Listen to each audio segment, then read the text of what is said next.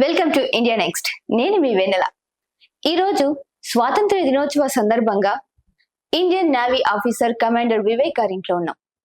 Salute sir. Welcome welcome to my home. Sir, first of all స్వాతంత్ర దినోత్సవ శుభాకాంక్షలు sir. ధన్యవాదాలు. మీ అందరికి కూడా స్వాతంత్ర దినోత్సవ శుభాకాంక్షలు. Thank you so much sir. అసలు మిమ్మల్ని ఇంటర్వ్యూ చేసుకునే భాగ్యం మాకు దక్కింది సార్.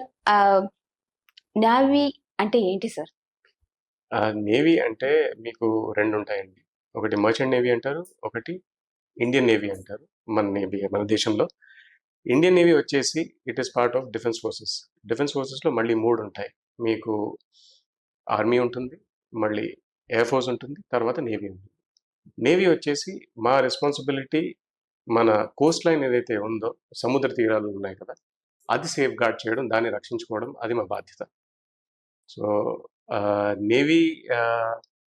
నేవీలో మీకు ఇన్ఫ్యాక్ట్ అన్ని రకాల ఫోర్సెస్ ఉంటాయి. అంటే అన్ని రకాల మీకు కమాండోస్ ఉంటారు, మళ్ళీ అందులో ఏవియేషన్ కూడా ఉంటుంది. అలా వేరియేషన్స్ ఉంటాయి. And it is a combination of everything. Okay sir. And risk తో కూడింది కూడా ఉంటుంది కదా సార్? రిస్క్ తో కూడి ఉంటుంది కదా సార్? ఎస్ ఇన్ఫ్యాక్ట్ అలా చెప్పాలి అని అంటే ప్రతి డిఫెన్స్ జాబ్లోనూ రిస్క్ అన్నది ఆ జాబ్లోనే ఉంటుంది, ఆ ప్రొఫైల్లోనే మీకు రిస్క్ ఇంక్లూడ్ అయ్యి ఉంటుంది. నేను కూడా సర్వీస్లో ఉన్నంత వరకు అంతగా పట్టించుకోలేదు. రిటైర్ అయిపోయిన తర్వాత అప్పుడు అర్థమయ్యేది మేము ఎంతవరకు ఆ రిస్క్ తీసుకునే వాళ్ళము, ఎన్నిసార్లు దాన్ని ఒక ఎడ్జ్ అంటారు కదా, ఎడ్జ్ వరకు తోసి అక్కడి నుంచి మళ్ళీ తిరిగి వస్తాము అన్నది అది నాకు సర్వీస్ వదిలేసిన తర్వాత అర్థమైంది. సో రిస్క్ అనేది ప్రతి దాంట్లోనూ ఉంటుందండి. నేవీకి వచ్చేసరికి మాకేంటంటే మేము మా మెయిన్ జాబ్ ఏదైతే ఉందో అది మన నౌకలను అంటే షిప్స్ని బయటికి తీసుకెళ్ళడం, వార్షిప్స్ని బయటికి తీసుకెళ్ళడము, మన దేశ రక్షణ గురించి వాటిని అక్కడ మేము పెట్టుకొని కాన్స్టబులరీ రోల్ అంటాం. అంటే అక్కడ ఎవరైనా పైరేట్స్ వాళ్ళు ఉన్నప్పుడు వాళ్ళ నుంచి మిగతా మన మర్చెంట్ వెసల్స్ కానీ వీటిని కాపాడుకోవడము, ఇట్లాంటి రోల్స్ ఉండేవి. అండ్ అది కాకుండా ఇంకా వేరే దేశం వాళ్ళు మన మీద ఏమైనా స్పైయింగ్ చేస్తున్నారా అట్లాంటివి కనుక్కోవడం, ఇవి కొన్ని రోల్స్ ఉంటాయి మెయిన్గా.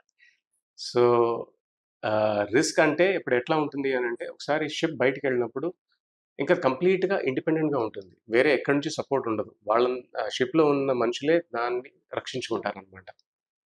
ఆ యాంగిల్లో చూస్తే టోటల్గా అదొక ఇండిపెండెంట్ యూనిట్. అక్కడే మీకు మొత్తం ఎలక్ట్రిసిటీ జనరేట్ అవుతుంది, ఆ షిప్ తనంతలు తను ఇండిపెండెంట్గా వెళ్తుంది, ఏమైనా ఎక్సర్సైజెస్ ఉంటే అందులో పార్టిసిపేట్ చేస్తుంది, మళ్ళీ తిరిగి వచ్చేస్తుంది అనమాట. కానీ ఇట్లా మీరు ఒకవేళ మీకు ఐడియా ఇవ్వాలి అని అంటే, చుట్టూరు నీళ్లు ఉన్నప్పుడు ఇంకా ఏమీ సపోర్ట్ లేదన్నమాట మీకు. ఆ సపోర్ట్ లేనప్పుడు ఎట్లా ఉంటారు, ఎట్లా సర్వైవ్ అవుతారు అన్నది అది మెయిన్గా మాకు ట్రైనింగ్లో వస్తుంది. మాకు ఓన్లీ థింగ్ ఏంటంటే, మేము షిప్లో మాకు ఎన్ని రోజులకైతే వెళ్తున్నామో అన్ని రోజులు తగ్గ రాషన్స్ మేము తీసుకెళ్తాం అనమాట. ఆ రాషన్స్ అవుతున్న కొద్దీ దాని తగ్గట్టు మేము మళ్ళీ వేరే దగ్గర ఎక్కడైనా ఆగాల, లేదా మళ్ళీ తిరిగి వచ్చేయాలా అన్న ప్లాన్స్ వేసుకుంటాం. అది మొదలే మా షెడ్యూల్లో కూడా ఉంది. So main role of the navy is to safeguard the coast line and go beyond the coast line అనమాట. మన కంట్రీ ఇంట్రెస్ట్స్, దేశ ఇంట్రెస్ట్స్ ఏవైతే ఉన్నాయో వాటిని ఈ సముద్ర తీరంలో ఎట్లా ప్రొటెక్ట్ చేయాలి, దాన్ని మనం ఎట్లా చూసుకోవాలి, డిప్లొమాటిక్ రిలేషన్స్ ఎట్లా హ్యాండిల్ చేసుకోవాలి, వీటిలో మా మెయిన్ రోల్ ఉంటుంది. నిజమే సార్. అండ్ అలాగే సార్, మీరు అన్నట్టు ఒక్కసారి దానికి మీరు ఒకసారి షిప్లోకి వెళ్ళిన తర్వాత, సముద్రంలోకి వెళ్ళిన తర్వాత దానికి సంబంధించి అన్ని ప్రిపేర్ చేసుకుని వెళ్తున్నారు అన్నారు కదా. వెళ్ళిన ఎప్పుడు దాకా ఉంటారు సార్? ఇన్ని రోజులని ఉంటుందా సార్? నేను నా కెరియర్ స్టార్ట్ చేసినప్పుడు ఆ డ్యూరేషన్స్ ఒక 20 రోజులు ఉండేవి, 30 రోజులుగా ఉండేవేమో. ఇప్పుడైతే నెలల కొద్దీ వెళ్తున్నాయి షిప్స్ అయితే. ఒక 5-10 రోజులు అని కూడా వెళ్తారు, నెలల తరబడి కూడా వెళ్తారు, ఒకసారి 3 నెలలు, 4 నెలలు, 6 నెలలు కూడా వెళ్తున్నాయి షిప్స్. సో ఆ విధంగా చూస్తే మన ఇండియన్ నేవీ అనేది చాలా పెరిగింది నేను చేరినప్పటికీ, నేను వదిలేసేటప్పటికి అప్పుడుకున్న షిప్స్ ఎన్ని షిప్స్ ఉన్నాయో, మన టోటల్ స్ట్రెంగ్త్‌లో, ఫ్లీట్‌లో ఎన్ని ఉన్నాయో, అప్పటికి ఇప్పటికి చాలా చాలా తేడాలు ఉన్నాయన్నమాట. అవును. సో, ఎన్ని డేస్ అన్నది మిషన్ బట్టి ఉంటుంది. ఒక్కొక్కసారి షార్ట్ మిషన్స్ ఉంటాయి. దాని తగ్గట్టు షార్ట్ విజిట్స్ వెళ్ళేసి షార్ట్ సార్టీస్ అంటాం మేము. బయటికి సెయిలింగ్ వెళ్ళేసి రావడం షార్ట్ సార్టీస్ అంటాం. Short sorties are for it can be for ఒక 2 రోజులు ఉండొచ్చు, 5 రోజులు ఉండొచ్చు, 10 రోజులు ఉండొచ్చు, 2 వారాలు ఉండొచ్చు.